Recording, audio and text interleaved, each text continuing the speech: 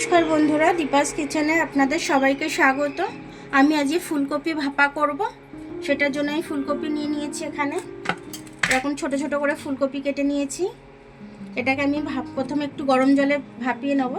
চালমগজ নিয়েছি, এখানে পোস্ত নিয়েছি, এখানে আমি কাজু বাদাম নিয়েছি, কটা কাঁচা লঙ্কা নিয়েছি এখানে, আর এখানে টক দই নিয়েছি। এটা আমার ফুলকপিটা ভাপাতে গেলে এই মশলাগুলো আমার লাগবে। তো চলুন আমি ফুলকপিটা ভাপাতে দিতে যাই। গরম জল বসিয়ে রেখেছিলাম, এটার মধ্যে ফুলকপিটা একটু ভাপিয়ে নেব, যাতে পোকা মাকড় যা আছে সব বেরিয়ে যাবে।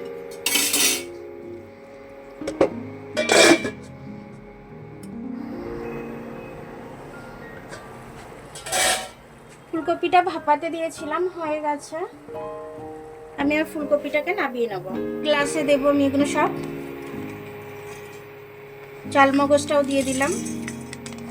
সব কিছু দিয়ে আমি এটা একটা পেস্ট বানিয়ে নেব। কাজু বাদামটাও দিয়ে দিলাম, কাজু বাদামগুলো দিয়ে দিচ্ছি একবারে, পোস্তটাও দিয়ে দিচ্ছি। ফুলকপিটা আমি একটা বাটির মধ্যে নিয়ে নিয়েছি। এটার মধ্যে আমি সব মশলাগুলো মাখিয়ে নেব, নিয়ে তারপর আমি একটা টিফিন কোটার মধ্যে ঢেলে দেবো। 1 চামচ মতো নুন দিয়ে দিলাম স্বাদ অনুযায়ী, মনে হচ্ছে আরেকটু লাগবে। আর ফুলকপিটাকে আমি মাখিয়ে নেবো খুব ভালোভাবে। এবার আমি খুব সুন্দরভাবে হাতে করে মাখিয়ে নেব। এবার আমি এটাকে টিফিন কোটার মধ্যে ভরে দেবো। একটু সরষের তেল দিয়ে দেবো এর মধ্যে আমি।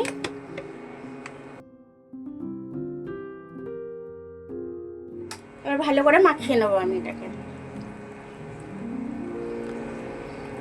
এবার টিফিন কোটার মধ্যে আমি ভরে এখানে জল গরম বসিয়েছি, ভাপাতে দিয়ে দেবো আমি। এটার মধ্যে একটা স্ট্যান্ড বসিয়ে দিলাম। এটার মধ্যে কটা কাঁচা লঙ্কা দিয়ে দিয়েছি আমি, আরও উপর থেকে একটু সর্ষের তেল ছড়িয়ে দিয়েছি, খেতে টেস্টি হবে সে কারণে। পেঁয়াজ পড়েনি তো 2-4টে চিনির দানা দিয়ে দিচ্ছি আমি। আপনারা চাইলে দিতেও পারেন, নাও দিতে পারেন। চিনিটা সম্পূর্ণ অপশনাল।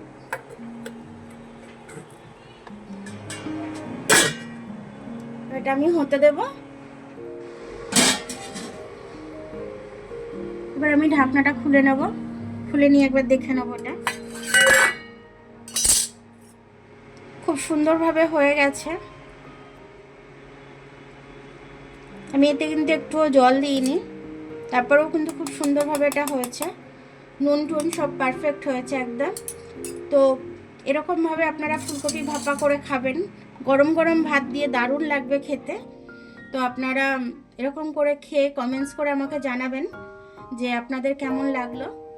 আমার ভিডিওটা দেখার জন্য অনেক অনেক ধন্যবাদ। আমার ভিডিওটা যদি আপনাদের ভালো লাগে, লাইক, সাবস্ক্রাইব, বেল আইকনটা একটু টিপে দেবেন। আর যদি ফেসবুক থেকে দেখেন, লাইক আর ফলোটা একটু করে দেবেন। আবার কাল দেখা হবে নতুন রেসিপির সাথে। ততক্ষণ আপনারা ভালো থাকবেন, আমি আসছি।